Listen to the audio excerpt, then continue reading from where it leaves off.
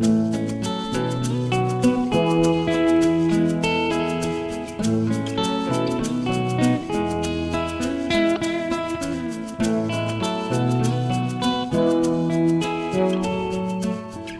trước mặt anh chị đó là cầu chữ Y đó anh chị.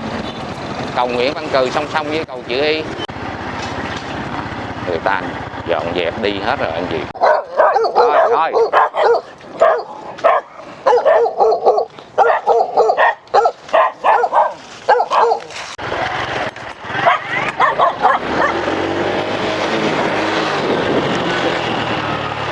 Đây là gọi cây cầu dừa. Anh chị có gì chia sẻ cho Sunny nha. Cái vợ cũng như thế anh chị.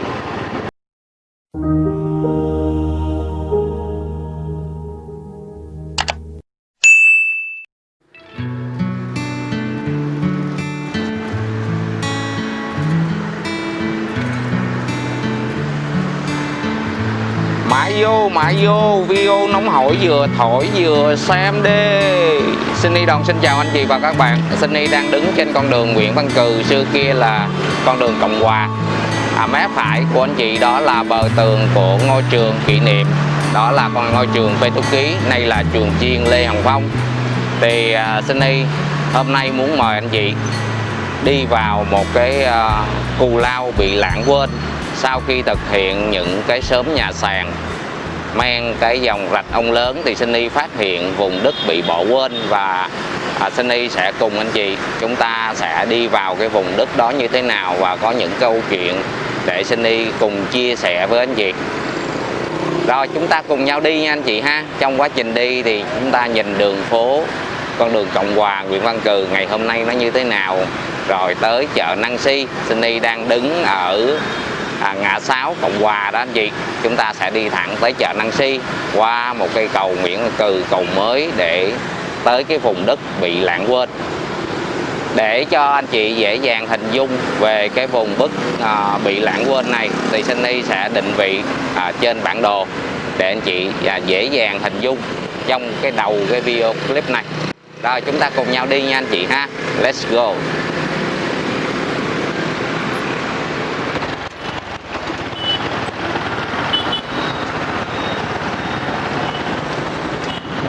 Sunny có một cái câu thường là let's go á.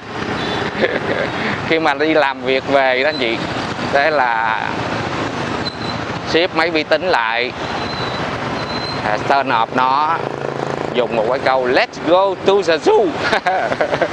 Về sở thú thôi.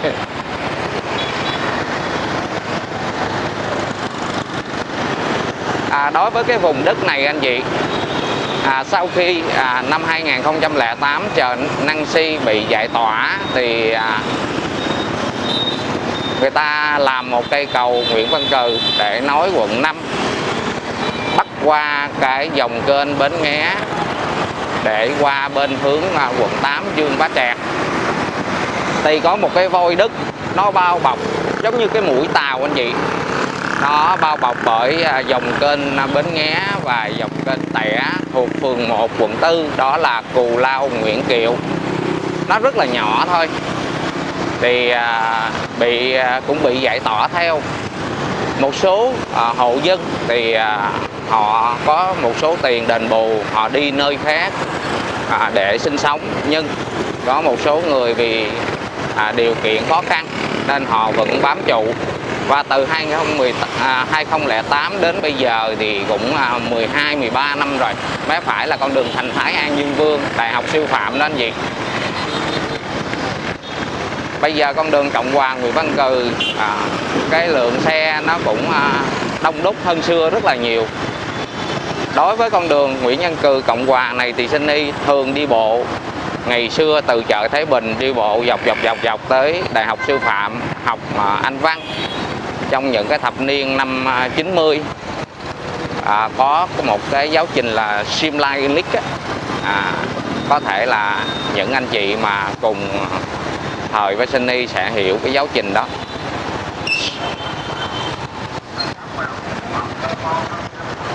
Trước mặt anh chị đó là con đường Nguyễn Trãi, mé phải là chúng ta về quận 5 nha anh chị ha. Mé trái về chợ Nguyễn Thái Bình, chợ cây gia Thằng Hội. Sunny sẽ đi qua cái ngã tư này để tới chợ Năng Si.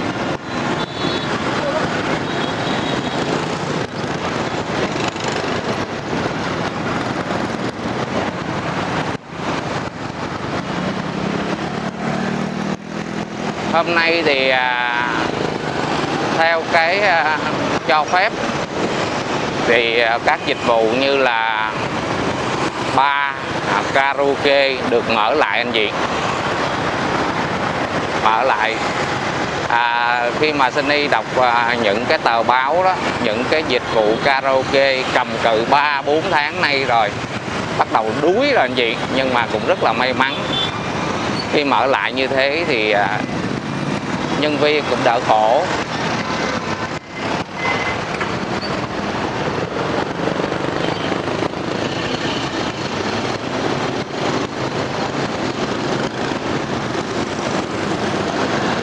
Mọi hoạt động trở lại bình thường rồi, cũng rất là vui. Và Sunny có cảm giác như là mình phải sống chung với lại cái dịch này thì phải. Ai cũng ra đường đeo khẩu trang, và như con người ta có vẻ như sạch sẽ hơn. Nhà nào khi mà đi ra đường đa số là người ta cũng về rửa tay, vệ sinh cá nhân sạch sẽ. Rồi chúng ta băng qua con đường Trần Hưng Đạo. Trước mặt anh chị đó là chợ Năng Si. Ngày xưa ngay góc này là chợ Năng Si. Xe tải, xe hàng, xe bá gác máy, xích lô.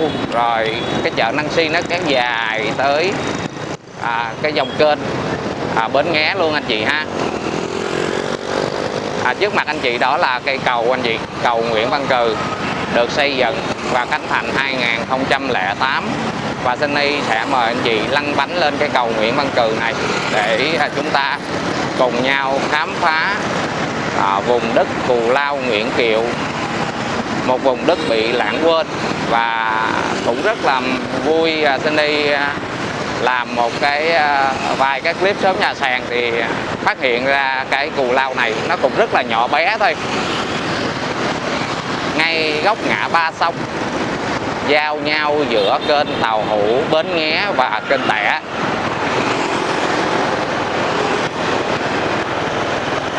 Không biết là cái đất Cù Lao này có vào được không anh chị, nhưng mà Sunny cứ đi. Có thể là đi ngược chiều, hiện tại là coi như không có một con đường nào đi vào anh chị, chỉ có mình đi ngược chiều hơi một chút xíu thôi, nên anh chị và các bạn thông cảm cho Sunny nha. Tại vì cái khu đất này giải tỏa bây giờ chỉ có vài chục hộ, cả trăm hộ đang sinh sống bám trụ ở đó. Tại bây giờ cái giá đền bù họ đâu có biết đi đâu. Với giá thành quận 4 giờ anh chị cũng biết, Sunny thực hiện mấy cái clip bên quận 4 đó, thì giá thành nhà lầu building mọc ra thì giá thành nó đội lên trên trời, làm sao mà người ta có thể ấy được, mua được. Rồi Sunny sẽ quẹo một vòng cung. Trước mặt anh chị đó là cầu chữ Y đó anh chị, cầu Nguyễn Văn Cừ song song với cầu chữ Y.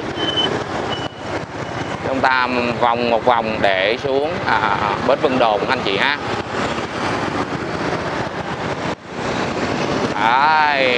Đây là con đường bến Vân Đồn quận 4.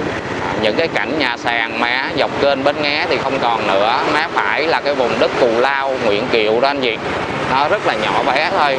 Bây giờ khu vực này bị rào lại rồi. Tương lai thì họ làm một cái công viên. Tới đây làm sao mà vô cái khu này ta?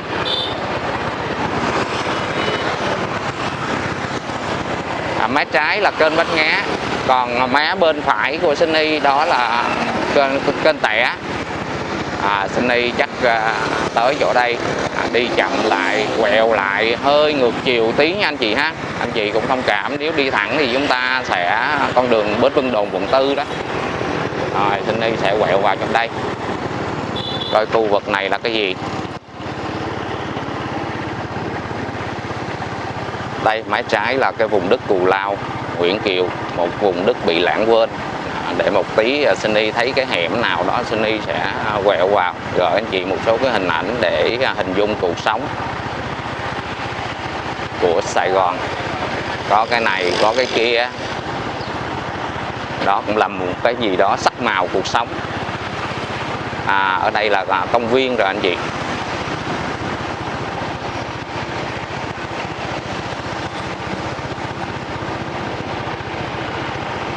Khi mà tới cái công viên này dưới dạ cầu Nguyễn Văn Cừ thì chúng ta sẽ một bên trái là dòng kênh Tẻ, bên phải là dòng kênh Bến Nghé. Còn thẳng theo cái dòng sông á, thì chúng ta sẽ đến tên Tàu Hủ và kênh Đôi ngay dưới chân cầu chữ Y. Sunny sẽ quẹo lại anh chị ha.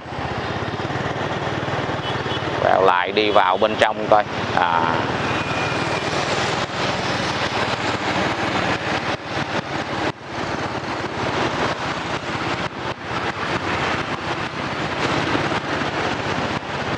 Nhà cửa thì tan hoang hết anh chị.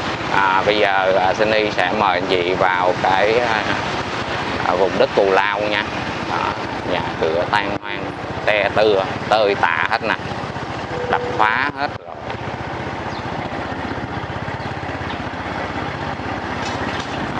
Người ta dọn dẹp đi hết rồi anh chị. Rồi đi thẳng tới đâu.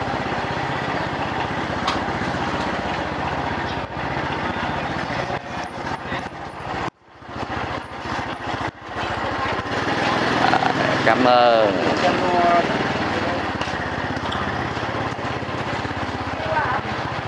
Đây ông Hạ đút xe.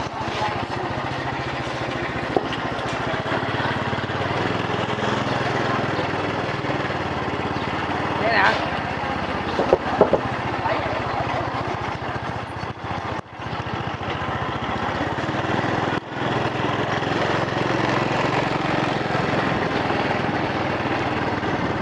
Đây bích đường rồi. Đó cái dòng kênh Tẻ đó anh chị. Chắc Sunny quẹo lại thôi. Hết đường rồi. Ý ở đây còn một tí đường. Đó. Bác phải là dòng kênh Tẻ.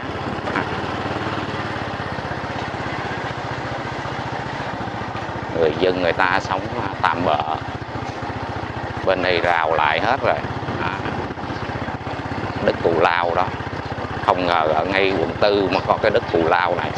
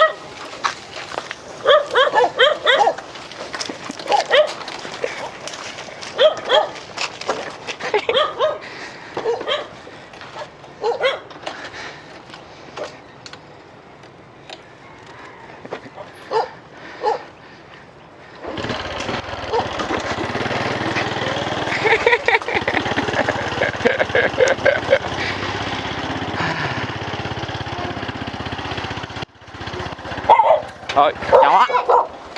Đây. Trời ơi, sợ quá. Đây. Dạ, không cắn à. Đó là mấy cái chỗ thấy người cái chỗ này nó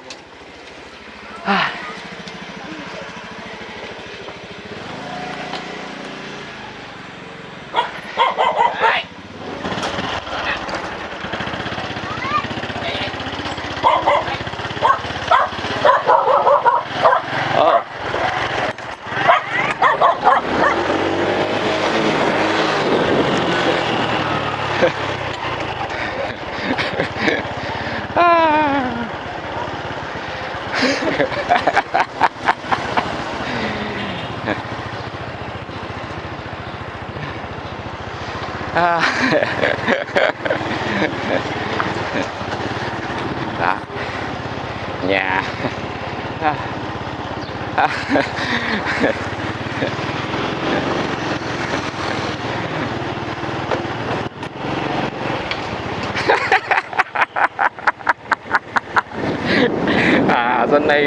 Xin thưa anh chị, rất là sợ chó. Nhỏ bị chó cắn. Bây giờ thấy chó thì rất là sợ, rất là hồi hộp. Đây một vòng.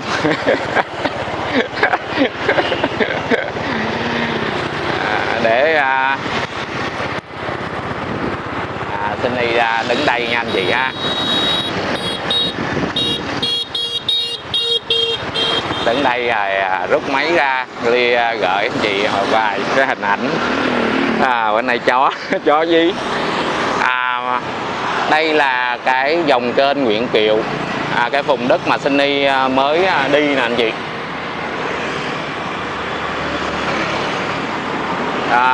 Và đây là cầu Nguyễn Văn Cừ, đó vùng đất. Và xa xa mé trước màn hình của anh chị đó là cầu Rạch Ông Lớn đó anh chị, bên con đường Trần Xuân Soạn. Và cầu Rạch Ông Lớn nối giữa quận 8 và quận 7. Nhà sàn lụp xụp kế bên. Trời mưa, chuyện mưa thấy người ta mặc áo mưa đâu đó. Bữa này vui quá. Bảo đảm nè, anh trai nè, anh trai ca, anh Sơn ca, anh Bò ca, anh Hòa ca và nhiều anh nữa, anh Ly sẽ cười Sunny. Bị chó dí, bị chó dí.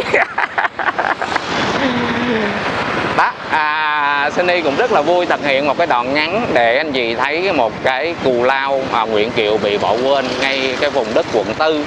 Mà trước mặt anh chị nào là những cái building chung cư cao cấp và con đường mới mở.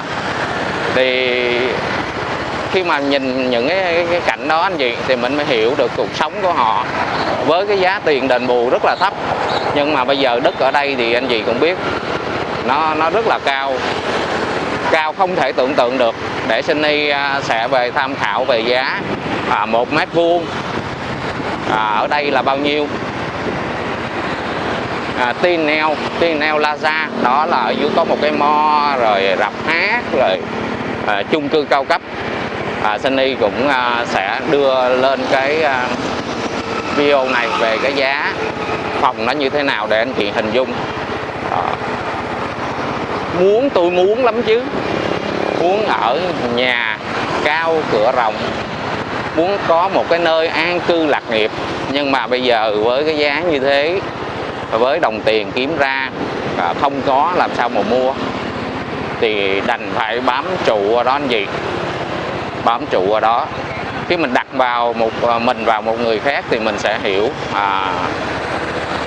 người khác nhiều hơn, hiểu và đồng cảm. Con đường Nguyễn Khoái, Sunny sẽ chạy đến cầu Ông Lãnh luôn anh chị ha. Rất là hồi hộp anh chị. Khi mà đi vào trong đó, những ánh mắt nhìn mình thì biết người lạ rồi. Tại người ta ở có mấy chục hộ, cả trăm hộ thôi, quanh khu vực đó bị rào chắn lại hết. Rồi người ta nhìn mình không biết là thằng này đi đâu.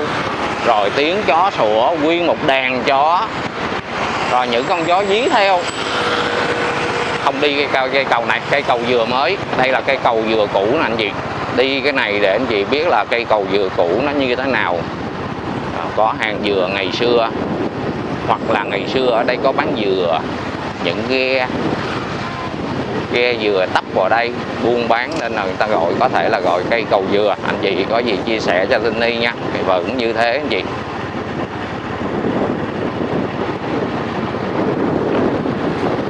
Mé trái ngày xưa là nhà sàn không đó. Sunny đã từng đi vào con đường cây cầu dừa này, nhỏ này, và một cái xóm nhà sàn rất là rộng lớn, nhưng mà ngày hôm nay thì những cái building nhà lầu ôi nó cao. Phía trước trời đang chuyển mưa rồi. Và Sunny cũng thật sự rất là vui gửi anh chị một vài hình ảnh vùng đất bị lãng quên, Cù Lao, Nguyễn Kiều, để anh chị thấy rằng cuộc sống này muôn màu muôn vẻ, thể hiện cái cuộc sống Sài Gòn. Nơi thì nhà lầu xe hơi triệu đô, nơi thì không có gì hết, chỉ là những mảnh đất trống và những cái nhà siêu vẹo trong một cái xóm Cù Lao. Nói đến đây thì nó hơi có một cái gì đó nó hơi xúc động. Rồi, Sunny thân ái mến chào anh chị và các bạn. Và những hạt mưa rơi Sài Gòn nói lời chia tay của Sunny đến với anh chị và các bạn. Bây giờ thì phải mặc áo mưa vào, không thì bệnh anh chị.